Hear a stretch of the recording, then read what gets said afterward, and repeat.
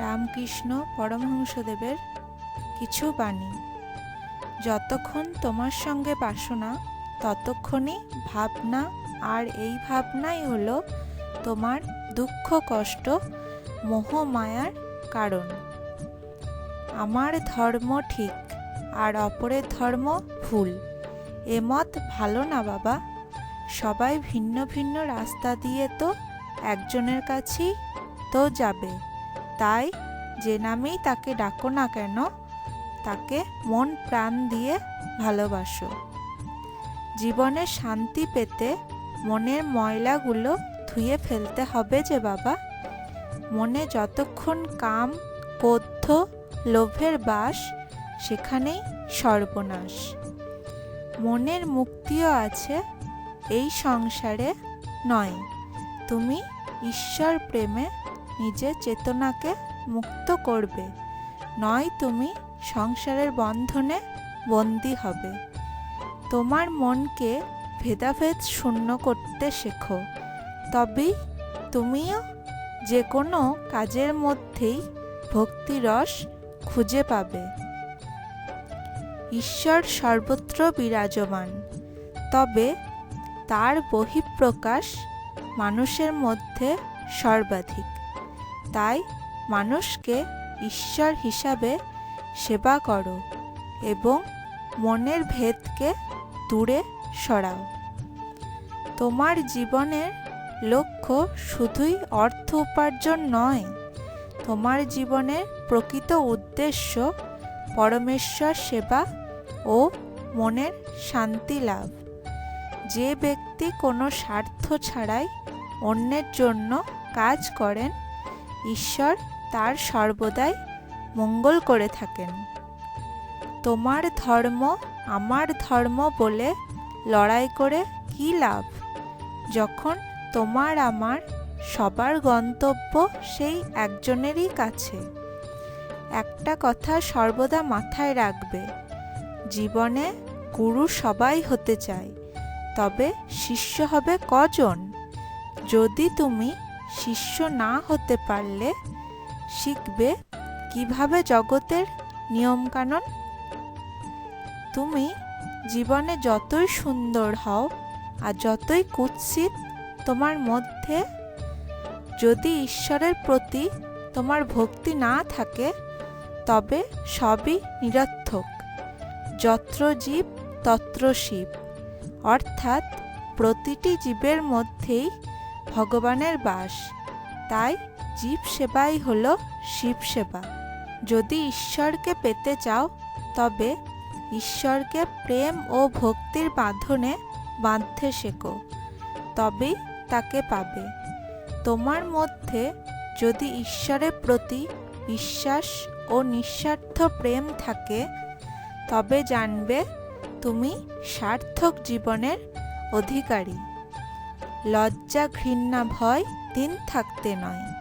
তোমার মনের মধ্যে কখনো লোভ, ক্ষোভ, হিংসা পুষে রেখো না, কারণ মন হলো মন্দির, সেখানে শুধুই থাকবে ঈশ্বরই নাম, ভক্তি, প্রেম। একমাত্র জ্ঞান, দয়া, প্রেম ও ভক্তি মানুষের চৈতন্যকে সর্বোচ্চ স্তরে নিয়ে যেতে সক্ষম। এ জগতে সাংসারিক বিষয়ের প্রতি মোহ মানুষকে জেদি করে তোলে, আর মোহ হলো একটি ভয়ঙ্কর বন্ধন, যা তোমায় শুধু কষ্ট দেবে। জানবে সত্য কথাই হলো ঈশ্বরের তপস্যা। সত্যকে আঁট করে ধরে থাকলে তবেই ভগবান লাভ হয়, কারণ ভগবান পরম সত্য। যদি তুমি মনের মধ্যে অহংকার, কালো মেঘ পুষে রাখো, স্বয়ং ঈশ্বরও আলোর পথ দেখাতে পারবে না। শিশু সুলভ একটি সৎ ও সরল মনের মাধ্যমে যদি তার কাছে প্রার্থনা করো, তবে তোমার প্রার্থনায় নিশ্চিত তিনি সাড়া দেবেন। জীবনে একটু করে হলেও সাধু সৎসঙ্গ করো, তবেই ঠিক পথে চলতে পারবে। একবার যদি ভুল পথে চলে যাও তবে ফিরে আসা বড়ই কঠিন গো। যতক্ষণ তোমার মধ্যে কাম, ক্রোধ, মোহ, মায়া, লোভের বন্ধন বিদ্যমান, ততক্ষণ তুমি ঈশ্বর লাভ থেকে বঞ্চিত। সংসার ধর্ম ত্যাগ ছাড়াও ঈশ্বর প্রাপ্তি সম্ভব, তবে তা শুধুই ঈশ্বরের প্রতি প্রেম ও নিষ্কাম কর্মের দ্বারা। এই পথ বড়ই কঠিন। যে ব্যক্তি কোনো স্বার্থ ছাড়াই অন্যের জন্য কাজ করেন, ঈশ্বর তার সর্বদাই মঙ্গল করে থাকেন। তুমি জীবনে যে কাজই করো না কেন, নিজের মনকে সর্বদা ঈশ্বরের প্রতি সমর্পিত রেখো, তাহলে মনের মধ্যে শান্তি পাবে, সাহস পাবে। নৌকাকে সর্বদা জলের উপরেই থাকা উচিত, কিন্তু জলকে নৌকার ওপর না। ঠিক এইভাবেই মনের মধ্যে ঈশ্বরের ভক্তি সবার উপরে, কখনো তার উপর সাংসারিক মোহ মায়া থাকা উচিত না।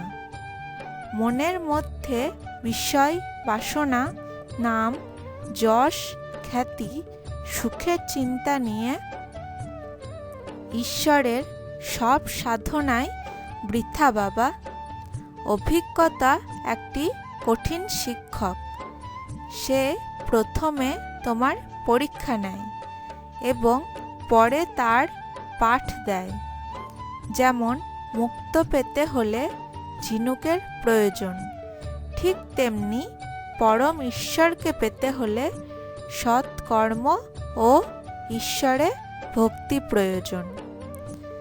যে মানুষ কামিনী কাঞ্চনের মোহে আচ্ছন্ন, সে আর যাই হোক না কেন, সে ঈশ্বর প্রেম ও পরম আনন্দ থেকে চিরবঞ্চিত। মুখে যতই ভগবান ভগবান করো না কেন, যতদিন না তুমি সব কিছু আমার বলা ছেড়ে সব কিছুই প্রভু তোমার বলে মন প্রাণ থেকে মেনে নিচ্ছ, ততদিন শুধুই মিথ্যা ভক্ত সাজার নাটক করেছ মাত্র। সাংসারিক ভোগ বাসনা কয়েক মুহূর্তের জন্য তোমায় আনন্দ এনে দিলেও কোনো দিনই শান্তি ও সন্তুষ্টি এনে দিতে পারবে না। বিনা জ্ঞানে জীবনকে বিশ্লেষণ করা ছেড়ে দাও, না জীবনকে আরও তেতো হয়ে উঠবে। ময়লা দর্পণে যেমন সূর্যের আলো প্রতিফলিত হয় না, ঠিক তেমনি ময়লা মনে পরম আনন্দ কখনোই প্রতিফলিত হয় না। লোভী মানুষের মন অনেকটা নর্দমায় বেড়ে ওঠা কীটের মতো। তাকে যতই ভালো জায়গায় রাখো না কেন, সে তো ফিরে নর্দমাতে যাবেই।